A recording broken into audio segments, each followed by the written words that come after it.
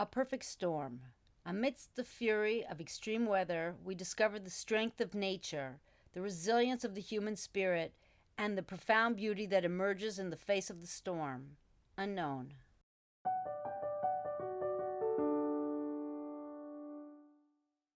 November 1998. Back in Roatán, I brushed aside all the doubts I was having about Pierre. He arranged the artwork in the houses, and we prepared to open the hotel together as a couple. But fate had other plans for us. That year, Hurricane Mitch, the strongest storm in history, struck Honduras with devastating winds of 300 kilometers an hour and storm surges that obliterated every coastal bridge. I watched the news of the approaching storm on the neighbor's TV, and I was overcome by fear. My life flashed before my eyes in brief, vivid frames, just like when the first missile was launched at Israel from Iraq during my army service. We worked for 15 consecutive hours, hammering wooden planks into all the windows Pierre had incorporated into the house design. The abundant windows that were meant to welcome the Caribbean breeze now needed covering. I sat in the crawl space beneath the house, passing to Pierre the wooden planks left over from construction.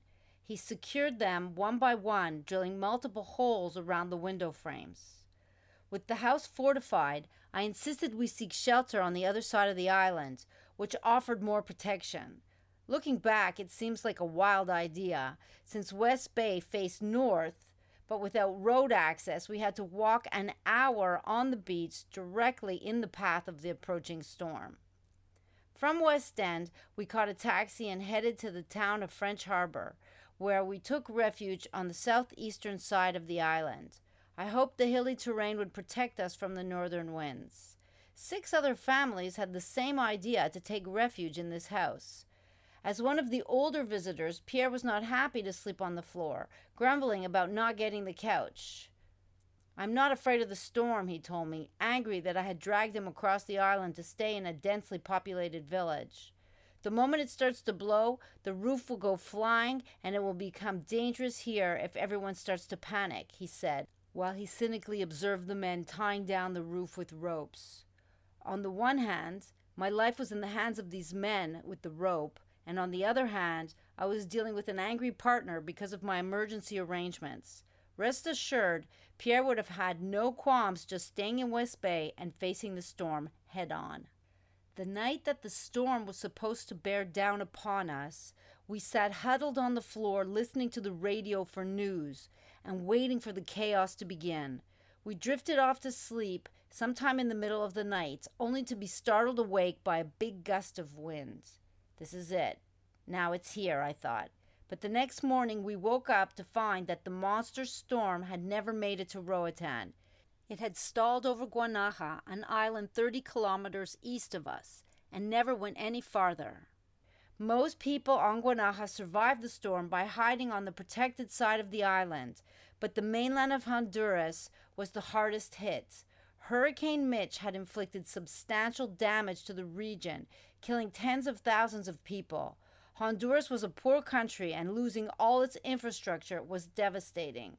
Once the storm was no longer a threat, we took a taxi home. We had met a young Frenchman named Olivier at the safe house, and he joined us on the ride. Instead of fleeing the island, he stayed behind to help and lend a hand to the locals in need. When we arrived back in West Bay, everything was quiet.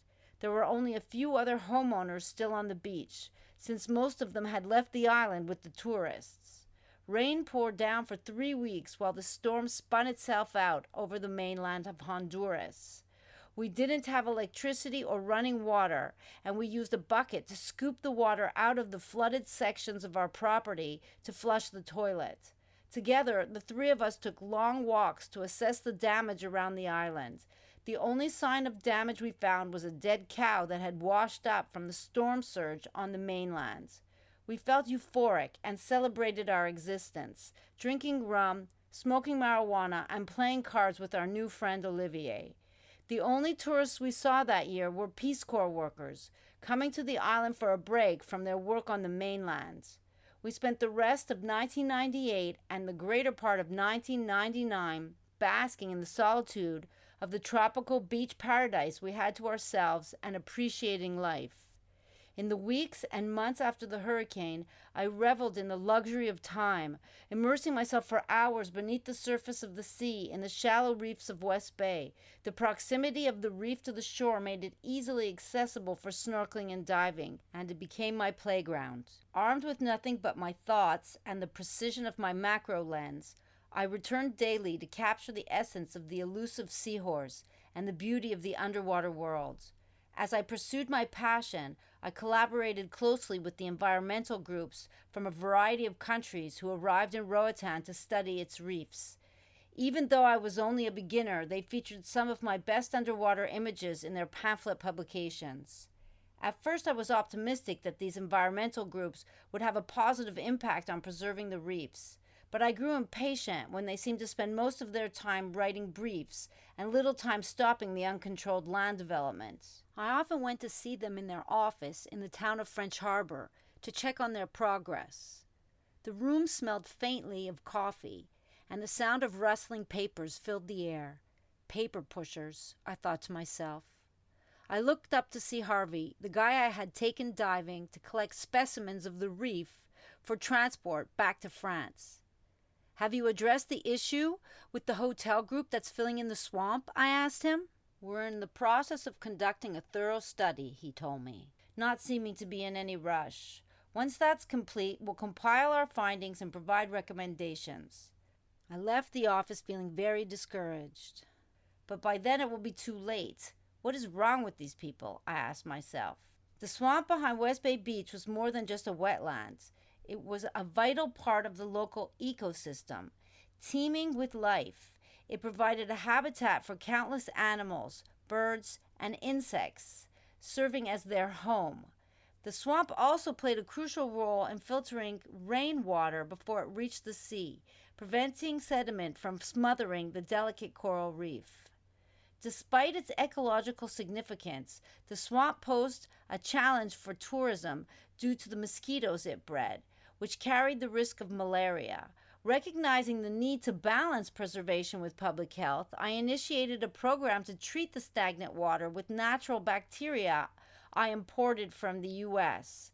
This eco-friendly approach successfully curbed the mosquito population without harming the environment. My efforts even earned recognition on the local radio station, and I felt a deep sense of purpose, believing that I could make a meaningful difference in protecting this essential ecosystem. Time went by, and the study dragged on. When they finally produced their report, the swamp behind the beach had vanished and was replaced by a resort hotel with busloads of Italian tourists and a blasting megaphone to keep them animated. Once the land was filled, all the mud from the hills ran off directly into the sea. Sediment started to cover the corals, preventing them from properly breathing, until a large part of the reef suffocated and died. "I'm telling you, Pierre, tourism is environmental terrorism," I exclaimed. First they fill in the swamp, and now they shout all day through their megaphone. I felt very angry with the way these developers disrespected the land and their neighbors. Pierre nodded sympathetically. "What options do we have?" he asked. "The influx of tourists is inevitable, and it's bound to change things, and we aren't going to like it." "I know," I sighed, feeling defeated. "But we can't just sit back and watch them destroy the environment." My voice started to rise with the lack of control I had to make a difference. "We need to keep taking action against this uncontrolled development." "I agree," Pierre replied. "But we live in Honduras, my darling. It is one of the most corrupt countries in the world."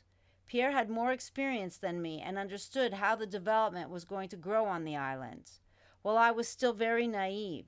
"In 10 years we will hate how the island is overrun by tourists," he continued. "But I told you already, when that happens, we will be able to sell the hotel for a lot of money and go somewhere else." He finished with a satisfied look. I knew that Pierre didn't like the changes either, but the thought of making a lot of money helped him maintain his frustrations beneath the surface, while I remained very vocal to anyone who would listen.